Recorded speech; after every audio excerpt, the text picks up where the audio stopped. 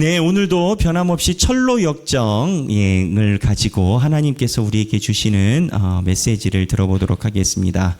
철로 역정에 관련돼서 저희가 밖에 유인물이 있습니다. 혹시 철로 역정 책이 없으신 분, 유인물이 필요하신 분들은 이 유인물을 참고하시고, 오늘 철로 역정 내용도 아주 재밌습니다. 아주 재밌는 게 제가 처음에 딱 읽고 초견에 이해가 잘 안 돼가지고 여러 자료들을 좀 참조를 했습니다. 그랬더니 아니나 다를까 역시 존버년 우리 믿음의 선배님, 존버년 믿음의 선배님께서는 이 글을 쓴 깊이가 굉장히 깊었더라고요. 근데 초견에 봐가지고 여러분들이 해석하는 게 쉽지 않겠다. 왜? 저도 초견에 봐가지고 해석이 안 됐거든요. 그래서 이제 보게 된 장면인데 그거를 오늘 한편 살펴보도록 하겠습니다. 오늘은 우리 언제나 수고해 주시는 문미자 집사님께서 낭독을 수고해 주시겠습니다. 오늘 챕터는 벌써 저희가 52주인데 52주 책인데 많이 했어요. 많이 해가지고 25챕터 유혹들. 크리스천은 성실히 지금까지 순례의 길에서 경험한 것을 들음으로써 영적으로 더욱 풍성해진다.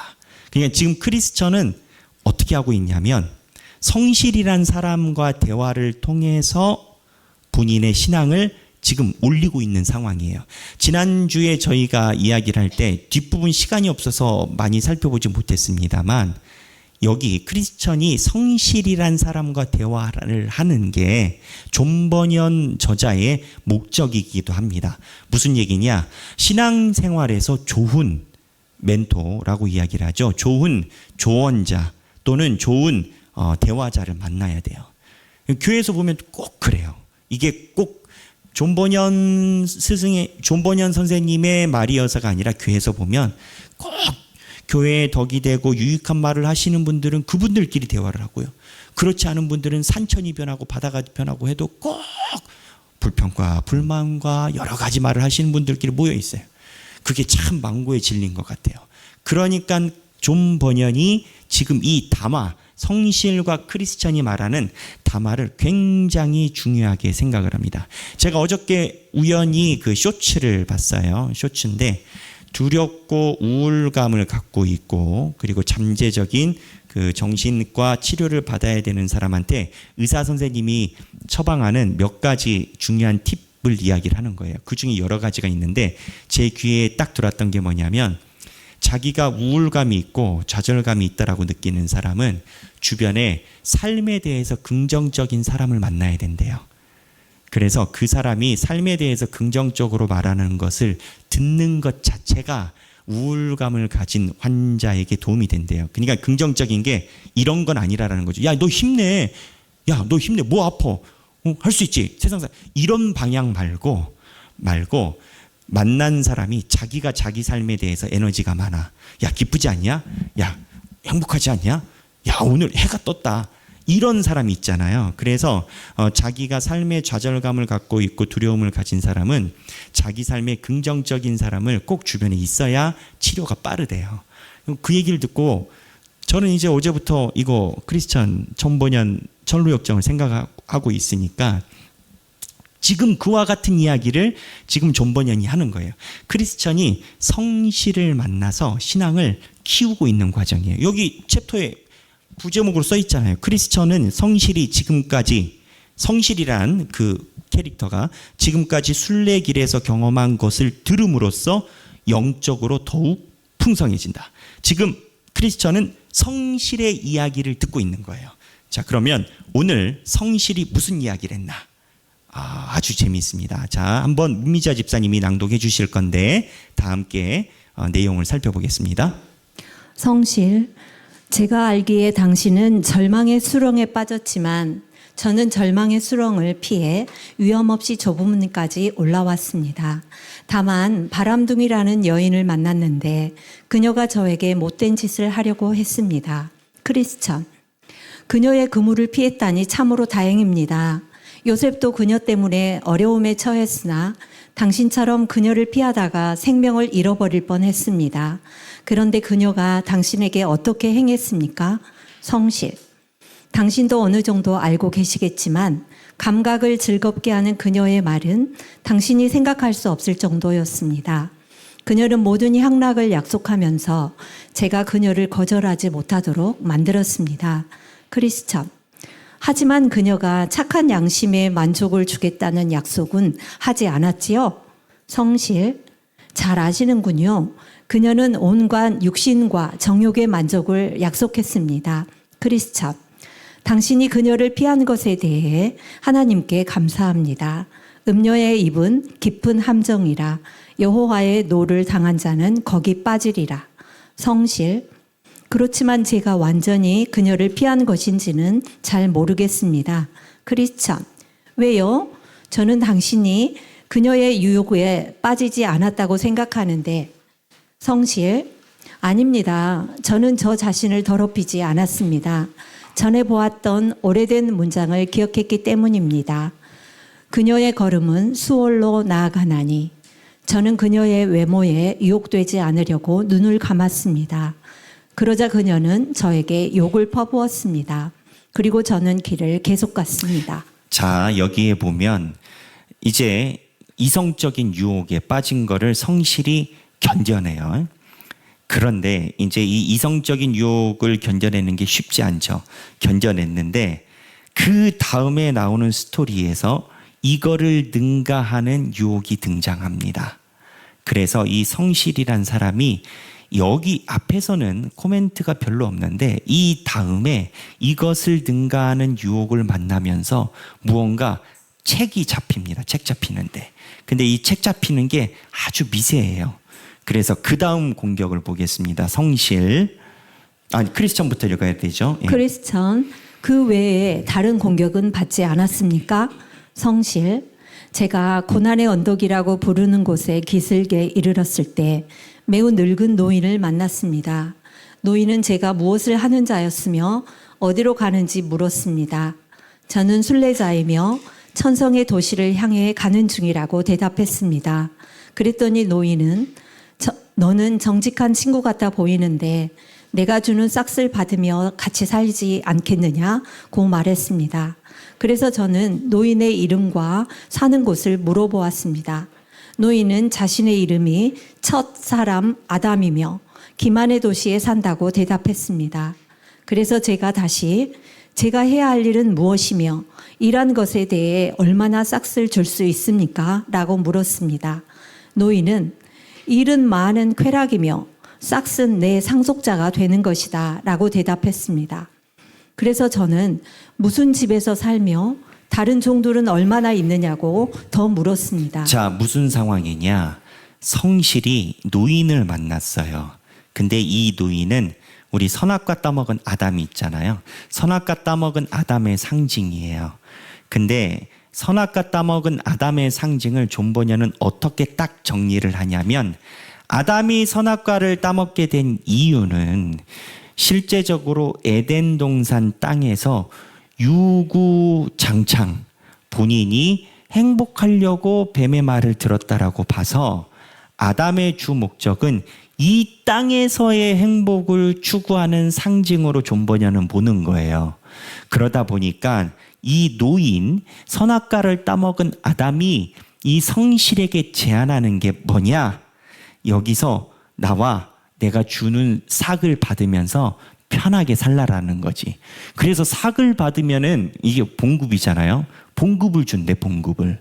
연봉을 준대. 근데 연봉을 받으려면 일을 해야 되잖아요. 내가 해야 되는 일이 뭐니? 라고 물어봤어요. 왜냐면은 이 일을 하면은 자기가 무엇을 해야 되는 것을 알아야 되니까. 그랬더니 일은 많은 쾌락이래요. 열심히 놀면 된대. 야, 이거는 초등학생들한테 가면은 복음입니다. 열심히 놀면 너희들이 평생 먹고 살 수 있다. 초등학생들은 날마다 학교를 갈 때마다 어느 목사님 표현에 의하면 죽음 앞에 서는 느낌으로 학교를 간대잖아요. 초등학생들은 여기를 내가 왜 가야 되냐? 나는 왜 아프지도 않느냐? 내가 아는 형아는 아파가지고 학교를 오늘 안 오는데 나는 왜 학교를 가야 되느냐? 그러니까는 이제 무슨 얘기냐면 이 노인 아담이 이 사람에게 유혹한 방법이 뭐냐면 이 땅에서 잘 먹고 먹게 해줄 건데 그거에 대한 너의 일은 열심히 놀라라는 거지. 그리고 열심히 놀고 나면 뭘 되느냐? 아담이 가지고 있는 모든 상속까지 해준대. 근데 아담의 상징은 이 땅에 가지고 있는 모든 거예요. 아담은 이 땅의 상징이에요. 그러니까 여기서 성실이 뒤에 보면 나오겠지만 솔깃한 거야. 노는데 연봉을 줘? 그리고 먹고 살아? 그리고 이게 끝이 아니야? 상속까지 해줘? 그러니까는 이 성실이 하나 더 나가서 그럼 뭐 더 있나? 이런 식으로 물어봐요. 그래서 자, 그 다음에 그래서 저는 거기 읽어주시죠. 아까 읽었던데 다음으로 그래서 저는 무슨 집에서 살며 그래서 저는 무슨 집에서 살며 다른 종들은 얼마나 있느냐고 더 물었습니다. 자, 이제 우리말로 표현하면 성실이 계약서를 조금 더 보고 싶은 거지. 그래서 아담 노인이여, 그래서 집은 어느 정도 되고 또 나 말고 내가 부릴 다른 종들이 있냐라고 물어보는 거지. 당신이 데리고 있는 종이든 뭐든 물어봤지. 그 다음에 읽어주세요. 노인은 저에게 자신의 집에서는 세상의 맛있는 것들을 계속 먹을 수 있고 종들은 자기 자신의 자손들이라고 했습니다. 그리고 노인에게는 육신의 적용, 안목의 정욕, 이생의 자랑이라는 딸이 있는데 제가 원한다면 그들 모두와 결혼해도 된다고 했습니다. 네. 우리 상식으로는 이해가 안 돼요. 근데 고대의 언어니까 딸이 셋이나 있는데 이쁘대. 근데 셋 다 결혼하래. 야, 이거 완전 멍멍이 족보예요. 멍멍이 족보인데 그 당시에는 이제 이런 표현들이 있었던 것 같아요. 근데 이 딸 셋이 뭐냐? 육신의 정욕, 안목의 정욕, 이생의 자랑. 이 세 개 카테고리의 특징이 뭐냐? 다 이 땅의 것이야. 이거를 다 준대. 그리고 그들 모두와 결혼해도 된대. 이들이 갖고 있는 모든 걸 다 가지래. 그 다음 읽어주세요. 그래서 저는 저와 얼마나 오래 살기 원합니까? 라고 물었습니다. 그러자 그는 자기가 살아있는 한 같이 살아야 한다고 대답했습니다. 계약 기간을 물어봤죠. 좋습니다. 그러면 이 연봉의 계약 기간은 1년입니까? 10년입니까? 물어봐야지. 계약 기간을 물어봐야지. 그랬는데 이 노인이 이야기를 한 게 내가 죽을 때까지래. 걱정 말래. 여기서 약간 느낌이 오죠. 자, 크리스천. 그래서 결국 노인과 당신은 어떻게 되었습니까? 성실. 그야 물론 처음에는 저 자신도 어느 정도 노인과 같이 가고자 하는 마음이 있었습니다. 노인이 매우 공정하게 말한다고 생각했기 때문입니다. 그러나 제가 노인과 이야기하고 있을 때 그의 이마에 그의 행위와 함께 옛사람을 벗어버려라 라고 쓰여 있는 것을 보았습니다. 크리스천. 그래서 다음에 어떻게 했습니까? 성실. 노인이 무슨 말을 해도 그가 나를 자신의 집으로 데리고 가서 종으로 팔아버릴 것이라는 생각이 내 마음에 불같이 일어났습니다. 그래서 저는 노인에게 말하지 말라고 했는데 왜냐하면 그의 집 근처에도 가고 싶지 않았기 때문입니다. 그러자 노인이 저에게 욕설을 퍼부으면서 저의 길을 방해하기 위해 사람을 뒤따라 보낼 것이라고 말했습니다. 네, 자, 여기 보면 노인이 이야기를 한 거를 성실이 거부했어요, 안 했어요? 거부했지. 왜 거부했어요? 여기 보면 성실이 노인이 무슨 말을 하든 그가 나를 자신의 집으로 데리고 가서 종으로 팔아버릴 것이라는 생각이 내 마음에 불같이 일어났대요. 근데 종으로 팔아버릴 것 같다라는 내 마음이 불같이 일어난 이유가 그의 이마에, 노인 이마에 그의 행위와 함께 옛사람을 버려라 라는 노인 머리에 이게 막 왔다 갔다 했대. 그럼 무슨 얘기예요? 하나님이 노인 머리에다가 이거를 써가지고 성실이 이거 뭔가 스산하다 느낌을 갖게 된 거지. 그래서 그 노인 옛사람 아담대로 하지 않은 이유가 그 다음에 드는 느낌이 내가 종이 되어서 팔려버릴 것 같대. 이게 어떻게 설명을 해야 되느냐? 쾌락이나 세상에 있는 이생과 안목, 정욕, 재물에 관련된 모든 것이 다 그렇습니다. 신앙인들도 그래요. 저는 신앙인들 사이에서 이제 우리가 세상에서 살잖아요. 그러니까 우리도 먹고는 살아야 되잖아. 그러니까는 돈이 있어야지. 그래서 우리가 먹고 살아야 되는 돈을 부인하고 살 수는 없어요. 그런데 이 돈에 대해서 매여 있느냐 매여 있지 않느냐는 차이가 있어요. 어디서 차이가 나느냐? 본인은 부인하지 않아요. 근데 욕심으로 보이는 장면이 있어요. 하나님께서 그날 채워주시는 부분이 있는데 소위 세상 말로 악다구를 부려서 내가 가지고 있는 재물과 재산에 대해서 10,000원 한 장이라도 가만히 두지 않으려고 하는 그러한 태도를 가진 사람들이 쭉 있어요. 저도 이걸 파악하는데 오래 걸렸어요. 교회에서 무슨 문제가 있어. 성도 간에 문제가 있어. 근데 얘기를 가만히 들어보면 결국 돈 문제야. 뭐 말은 거창해. 하나님의 사랑으로 이러면 되지 않냐. 뭐 올바르지 않냐. 정의가 그렇지 않냐. 근데 가만히 들어보면 돈 문제야. 근데 이 돈 문제가 사실은 어느 사람에 따라서는 이 범위가 중간의 기준선이 신앙의 견지에 따라서 보기에 따라서 이렇게 보일 때도 있고 저렇게 보일 때도 있어요. 근데 제가 이 말을 왜 하느냐? 돈이라는 게 잘못된 게 아니에요. 근데 여기에 몰입하면 나중에는 돈이 내 신앙을 조정해요. 그러니까 나중에 종처럼 팔아버릴 것 같은 생각이 내 마음에 불처럼 일어났다. 이걸 설명하려고 하는 거예요. 처음에는 내가 돈으로 인해서 자유를 느낀다라고 생각해. 근데 이게 가랑비에 옷 젖듯이 시간이 지나가면 어떻게 되냐면 돈이 내 신앙을 컨트롤해. 그래서 나중에는 자기 마음속에 아무리 그래도 이 땅에서 살아가는데 돈이 있어야지. 이제 이게 남아요. 그래서 어떻게 되냐면 예전에도 얘기를 했지만 전도사님 앞에서도 돈이 생명이다라고 얘기를 해. 뭐가 생명이에요? 말씀이 생명이지. 하나님의 말씀이 생명이지. 근데 이게 교회 안에서도 제가 많이 관찰을 해요. 많이 봐요. 그러니까는 세상에서 주는 모든 것은 결국에는 나중에는 걔가 내 주인이 돼요. 이생의 자랑. 이생의 자랑이 뭘까요? 한문으로 표현해서 이생의 자랑이에요. 이생의 자랑이 이 땅에서의 자랑이잖아요. 그럼 이 땅에서의 자랑이 뭐예요? 세상적인 자랑이에요. 세상적인 자랑이 뭐가 되든 다 자랑이야. 뭐 내가 뭐 재산이 얼마 있다, 뭐 주식을 뭘 얼마를 가지고 있다, 뭐 집을 몇 채를 가지고 있다, 부동산이 올라갔다 내려갔다, 뭐 내가 자녀들이 잘 돼가지고 나는 떵떵거린다, 어쩐다 저쩐다.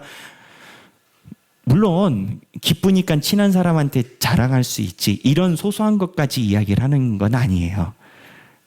그런데 말씀 밑에 이게 들어있지 않으면 나중에는 교회 생활하면서 내가 성경 말씀이 부족해서 삐진 사람은 아무도 못 봤어요. 내가 전양반이 자랑하는 걸 듣기 싫어가지고 삐지는 거야. 저 사람이 자랑하는 걸 듣기 싫어가지고 삐져. 근데 이건 역설적으로 그게 있는 건 거예요. 나도 자랑하고 싶은 건 거야. 나는 교회에서 성경 말씀을 놓고 토론하다가 내가 성경 지식이 짧다라는 생각이 들어서 마음에 상심해서 울고 있는 교인은 못 만나봤어요. 근데 이생의 자랑, 아까 얘기를 했던 돈이죠.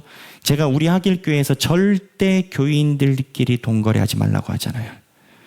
제가 초반부터 세상의 직업이 맞다 그러다 그런 걸 정죄를 하는 거 아니에요. 세상의 직업은 많고 살아갈 방법은 많아. 그런 걸 이야기를 하질 않아.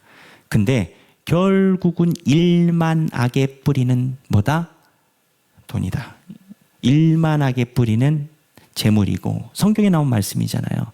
근데 이제 이 얘기를 하는 게 지금 이 성실이 아담이 자기에게 제시한 조건들을 보니 좋아가지고 마음이 뺏겼어. 뺏겼는데 거의 계약서에 도장을 찍을 뻔했는데 하나님이 그 아담 머리에다가 말씀을 갖다가 비춰주고 이상하다 했는데 이 성실의 마음에 하나님이 구출해준 마음에 불똥을 띄운 거예요. 그게 뭐냐? 네가 종이 된다.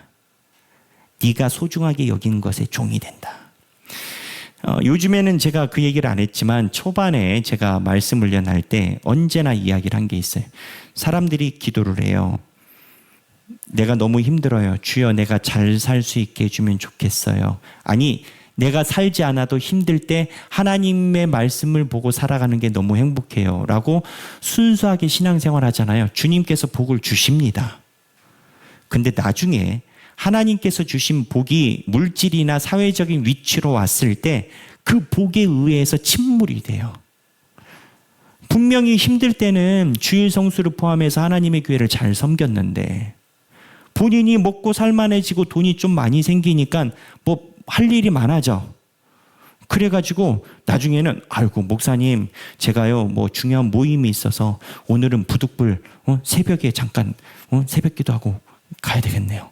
아이고 목사님, 오늘은 제가 하루 종일 뭐가 안 나서 제가 바이어들이랑 좀 만나가지고 얘기 좀 해야 됐는데 죄송하게 그래서 저녁에 영상 예배 받습니다. 분명히 옛날엔 안 그랬는데, 근데 예전에 그랬을 때 하나님이 축복을 주셨거든요. 그 축복을 주셨을 때 그거를 관리하지 못하면 어떻게 되느냐, 그게 내 주인이 되고 종이 돼요. 근데 이거를 성실히 본 거예요. 성실히 느낌상 아담이 얘기를 해. 너 원하면은 이생의 자랑, 뭐 안목의 정욕, 뭐 기타 등등 내 딸들 다 가져가라는 거지.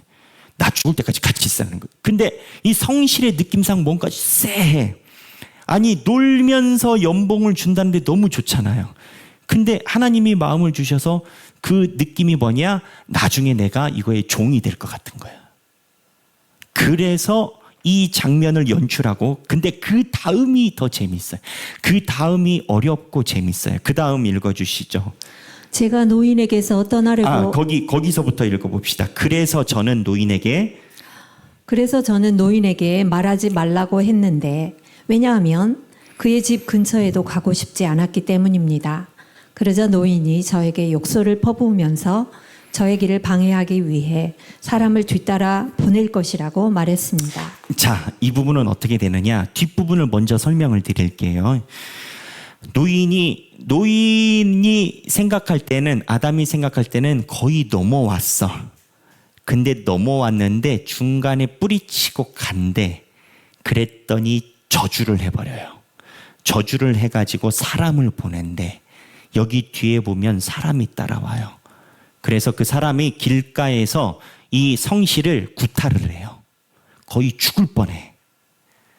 그런데 이 사람이 누구냐? 아담이 보냈으니까 마귀일까?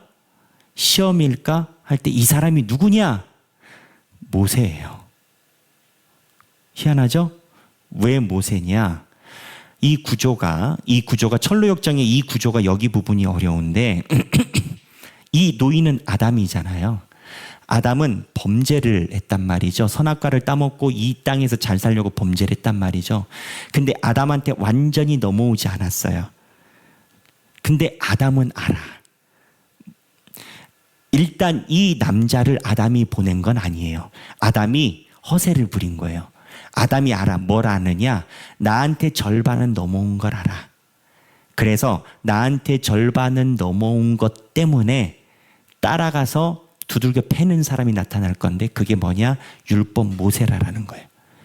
그러니까는 이 노인이 보내서 보낸 게 아니라 노인한테 절반 넘어왔다는 이것 때문에 율법이 가만 안 둔다라는 거예요. 근데 율법이 두들겨 팰 때 이러다 죽겠다 싶었는데 이 뒤에 어떠한 장면이 나오느냐? 어떠한 사람이 와서 그 사람을 말리더래요. 그리고 사라져. 근데 그 사람의 손에 뭐가 있었냐? 못자국이 있었어요. 누구? 예수. 그러니까 율법의 기능이, 율법은 두들겨 패요. 우리가 잘못한 걸. 근데 예수가 와서 못자국을 만져. 이 길이 하나가 있고, 지금 여기에서는 이거에 대해 기술이에요. 근데 만약에 이 성실이 노인의 말대로 그 집에 들어가서 연봉 쓰고 살았다면 어떻게 되나? 어떻게 되나?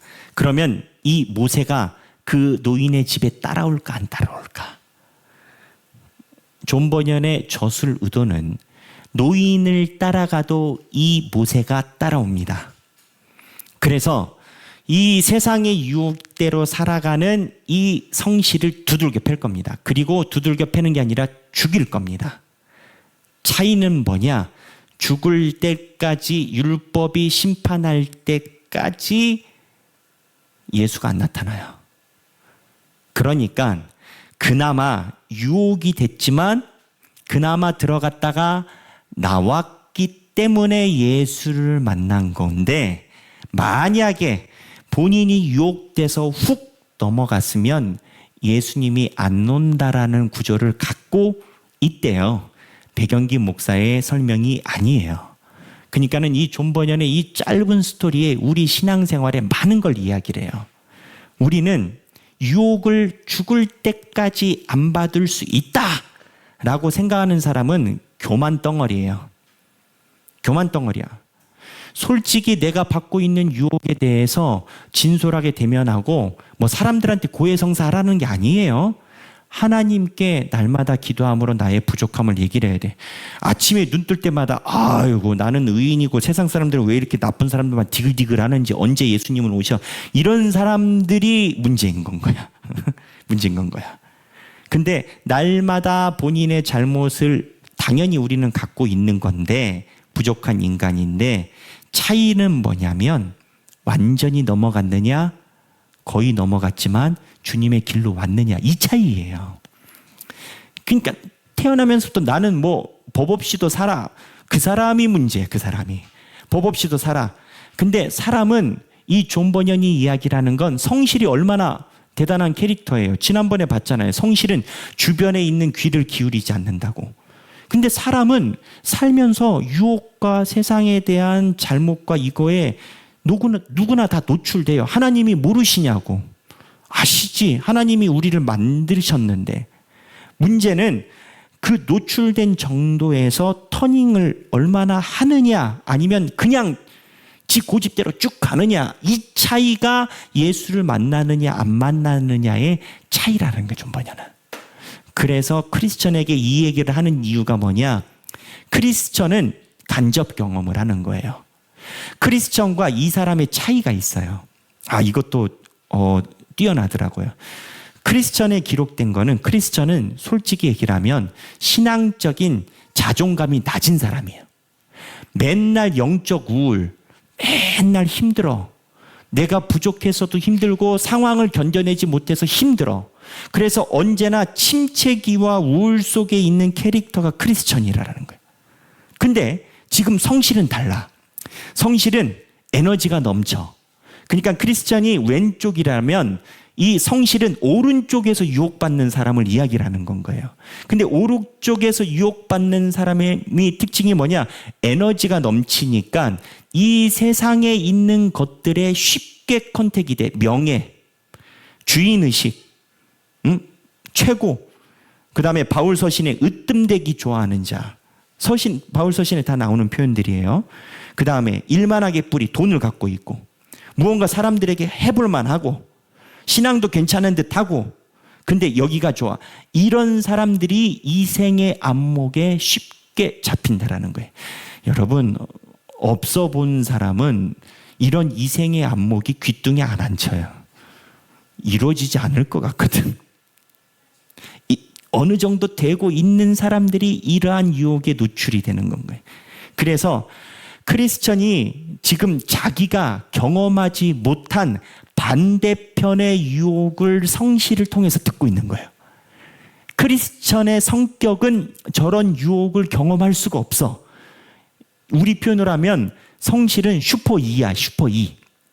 에너지가 넘치고 외향적이고, 크리스천은 내향적인 사람인 건 거예요. 두렵고 떨고 영적 침체 오다가 미끄러지면 어떡하지 막 이런 사람이고, 성실은 꼿꼿해서 미끄러지진 않아. 근데 본인의 에너지가 있기 때문에 그 에너지와 접촉되는 거에 귀가 살짝 휘둘린 거예요. 그래서 저쪽 슈퍼 2에 있는 성실이 빠져나오는 길은 율법한테 두들겨 맞는 건데, 율법이 모세가 두들겨 때릴 때 죽이려고 때리는 게 아니다라는 거예요. 모세가요, 힘이 세대요. 여기에 나오는 모세는 한 방에 보낸대. 근데 모세가 몇 번 두들겨 때리는 건 배려래. 어떤 배려? 예수님 때문에. 나중에 예수님이 나와가지고 그만해 모세야 할 때까지 모세가 기다리는 거지. 그래서 여기서 많은 걸 생각할 수 있어요. 이 내용을 가지고 그 다음 스토리를 읽으셔야 재밌어요. 그 다음 읽겠습니다.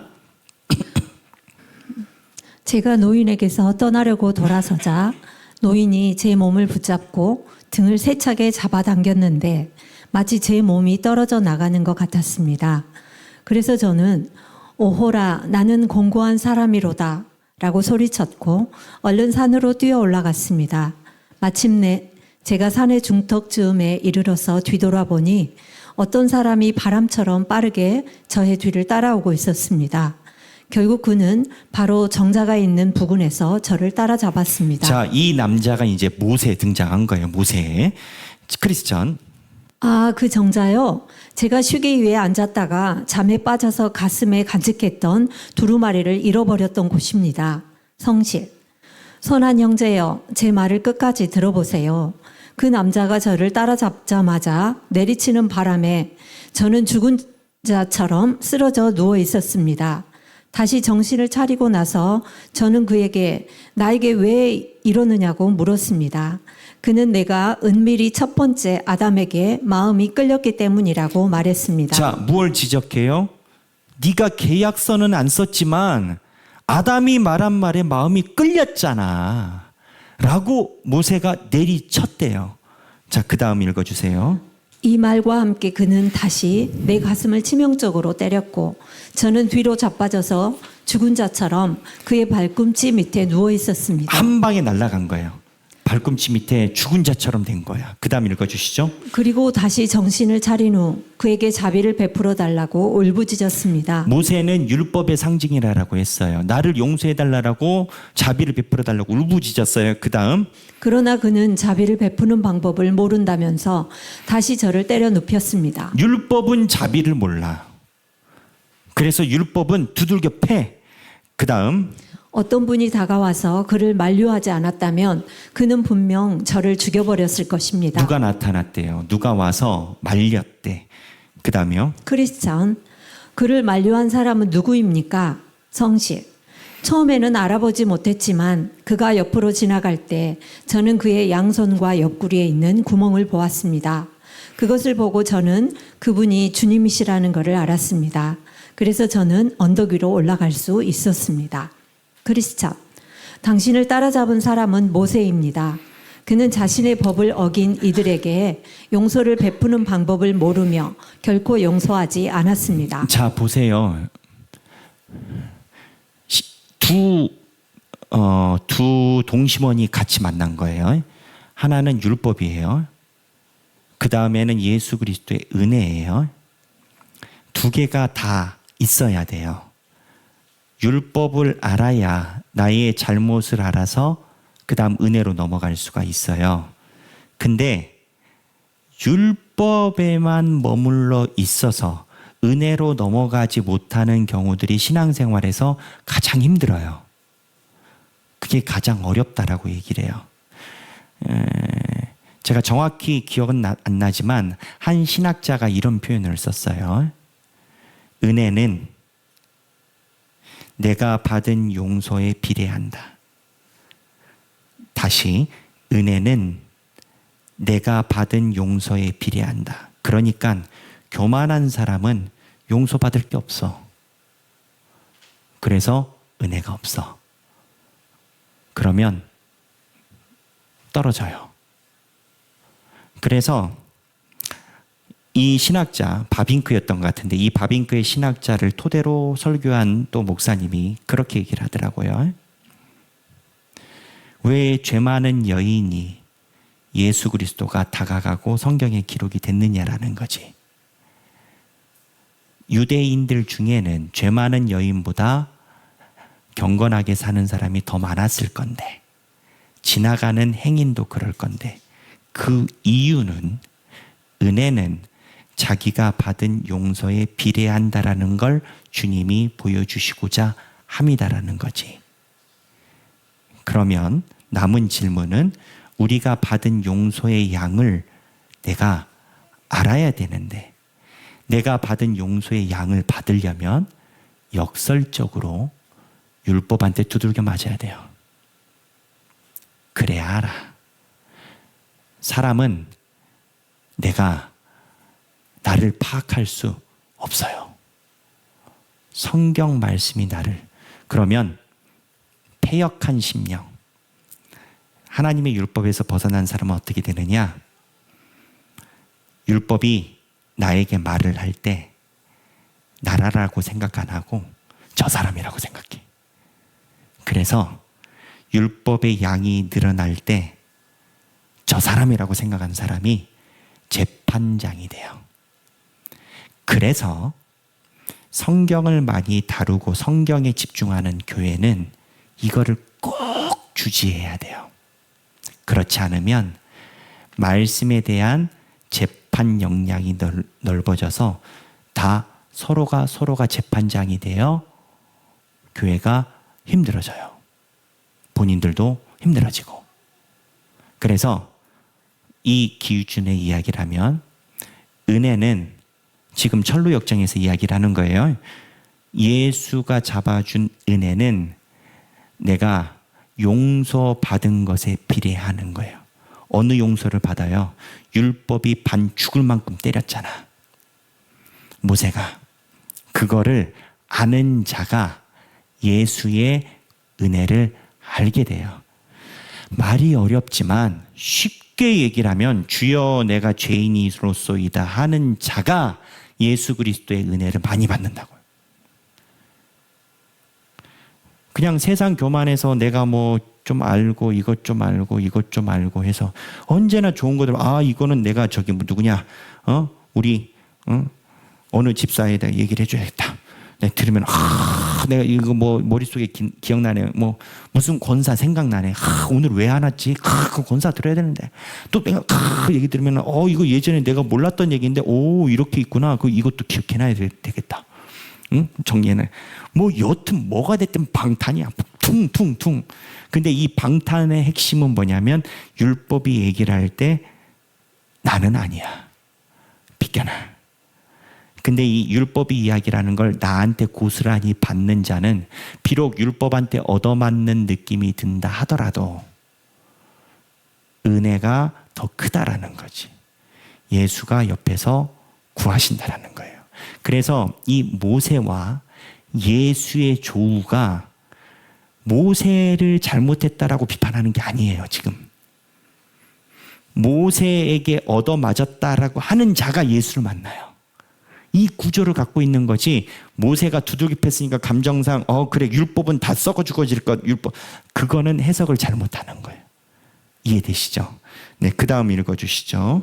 성실, 저도 그것을 잘 알고 있습니다. 제가 그를 만난 것은 이번이 처음이 아닙니다. 제가 고향에서 편안히 살고 있을 때 그가 저에게 와서 말하기를 만약 제가 이곳에 계속 머문다면 우리 집을 모조리 태워버리겠다고 했습니다. 자, 처음에 율법이 와가지고 성실이 이 신앙생활의 길을 가게 된 이유가 모세가 와가지고 너 이 모양 이 꼴로 살면 너희 집 다 태워버린다고 했다라는 거야. 첫 시작은 모세 율법의 찌름으로 시작되는 거예요. 신앙생활은. 그 다음 읽어주시죠. 크리스천, 당신이 모세를 만나는 곳에서 언덕의 꼭대기에 있는 집을 보지 못했습니까? 성실, 예, 제가 그곳에 이르렀을 때 집 앞에 사자도 있었습니다. 그러나 정오였기 때문에 저는 사자들이 자고 있다고 생각했습니다. 그리고 해가 지기까지는 시간이 많이 있었기 때문에 문지기를 지나쳐 언덕 아래로 내려갔습니다. 크리스천, 문지기가 저에게 당신이 지나쳐가는 것을 보았다고 했습니다. 그러나 당신이 그 집을 방문했으면 좋을 뻔했습니다. 그렇다면 그들은 당신이 죽는 날까지 잊지 못할 보기 드문 진품을 보여주었을 것입니다. 그런데 겸손의 골짜기에서 아무도 만나지 못했습니까? 자, 이게 무슨 내용이냐? 크리스천은 오다가 성에 들어가서 신앙생활의 유익, 진품들을 받잖아요. 그냥 크리스천이 가지고 있는 신앙의 유익이지. 근데 성실은 또 성실만의 유익이 있잖아요. 지금 보면 존 버년이 이야기를 하고 싶은 이 흐름의 목적, 포인트는 뭐냐? 좋은 신앙을 겸비한 사람들끼리 교제하라라는 거예요. 그게 교회라라는 거야. 이상하게요. 말씀을 좋아하는 사람은 말씀을 좋아하는 사람들끼리 만나요. 그리고 자기가 주인이다 생각하는 사람들은 꼭 으뜸되기 좋아하는 사람들끼리 만나. 그리고 앉았다 하면은 세상적인 이야기를 하는 사람들은 꼭 자기 입에 맞는 사람들끼리 만나. 사람 심리가 그런 거 아니겠어요, 결국은. 근데 지금 크리스천이 하는 얘기가, 크리스천도 나도 본 게 있는데 해줄 말이 있다라는 거지, 신앙 안에서. 그래서 존 버년의 이 저술의 의도는 여러 많은 성실과 크리스천이 만나서 신앙적인 유익이 업그레이드 되는 이 장면을 여기에 그려냈다라는 거예요. 여러분, 이 짧은 장면에 정말 신기하지 않습니까? 이러니까는 이 철로 역정이 성경 다음으로 가장 많이 읽힌 책이라고 데이터가 있는 이유가 있는 것 같아요. 제가 매주 이야기를 하지만 저도 철로 역정을 공부를 하면서 연구를 하면서 신대원 다닐 때 이런 거 안 가르쳐요. 그냥 읽어보라 하지. 읽어봤지. 근데 몰라. 근데 이렇게 여러분들이랑 함께 묵상하려고 보니까 야, 이렇구나 생각을 많이 해요. 저에게도 하나님께서 복을 주신다라고 생각해요. 저도 몰랐으니까. 근데 존 버년이 저술한 목적에 보면 우리에게 신앙적 유익이 많은 거예요. 지금 우리는 존 버년과 대화하고 있는 거예요. 크리스찬과 성실이 대화하듯이 존 버년과 우리가 대화하고 있는 거예요. 오늘은 여기까지 읽고요. 우리 문미자 집사님 수고해 주셨는데 큰 박수로 격려해 주시고, 우리 이 시간에 찬양 한 곡하고 기도를 하면 좋겠어요. 우물가의 여인처럼이라는 찬양인데 우리가 아까 마지막에 불렀던 찬양이거든요. 근데 우리가 무엇을 구하느냐가 결국 나를 이야기합니다. 하나님의 예수 그리스도의 은혜와 예수 그리스도의 개입, 주님께서 나와 함께하여 주시기를 원하는 것을 구하느냐, 아니면 내가 원하는 다른 것, 정말 다른 것, 제가 이미 얘기 많이 한 이 다른 카테고리 안에 있는 것을 구하느냐, 그걸 한번 생각해 볼 필요가 있습니다. 우리 다 함께 우물가의 여인처럼 우리 찬양하겠습니다.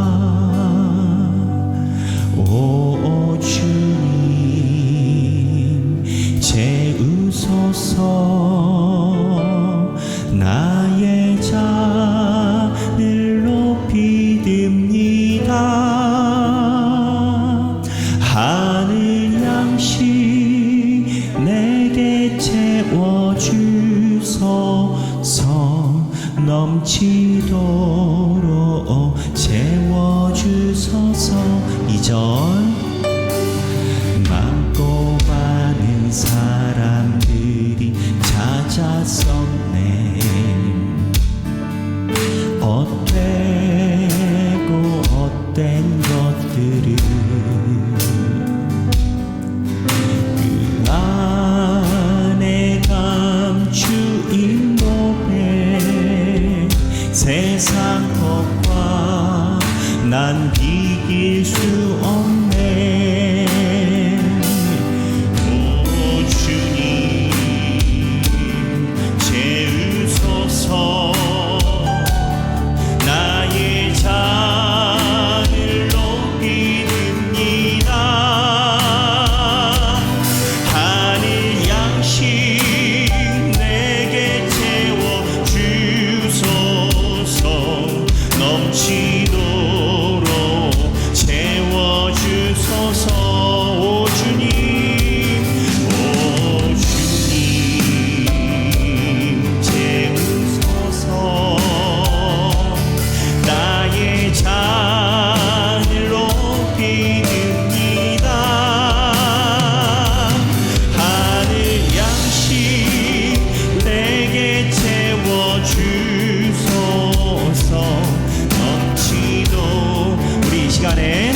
성령님께서 주시는 마음을 따라 각자 기도하도록 하겠습니다. 기도하겠습니다. 주여 주님 아버지, 나의 잔을 주여 주님 아버지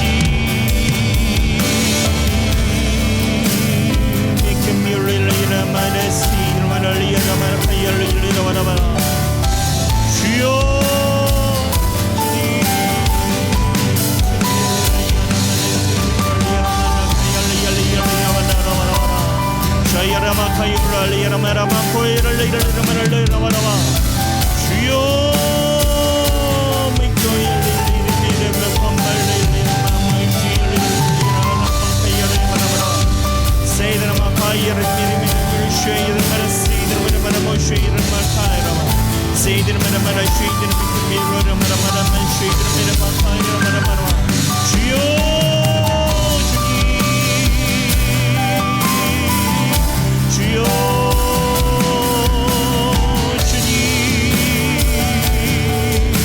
아버지, 우리가 많이 부족합니다. 아버지여, 우리의 신앙을 붙들어 주시고 주여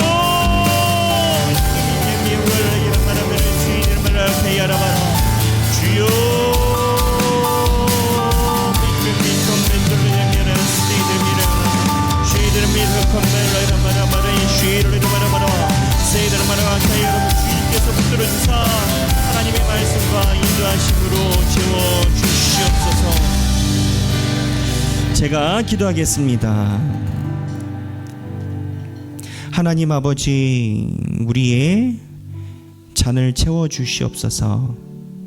하나님, 우리가 이 생의 안목과 자랑과 내가 채우고 싶은, 인정받고 싶은 그 어떤 모든 뭐가 됐든지 간에 세상적인 그러한 정욕으로 내가 채웠던 시절이 있습니다.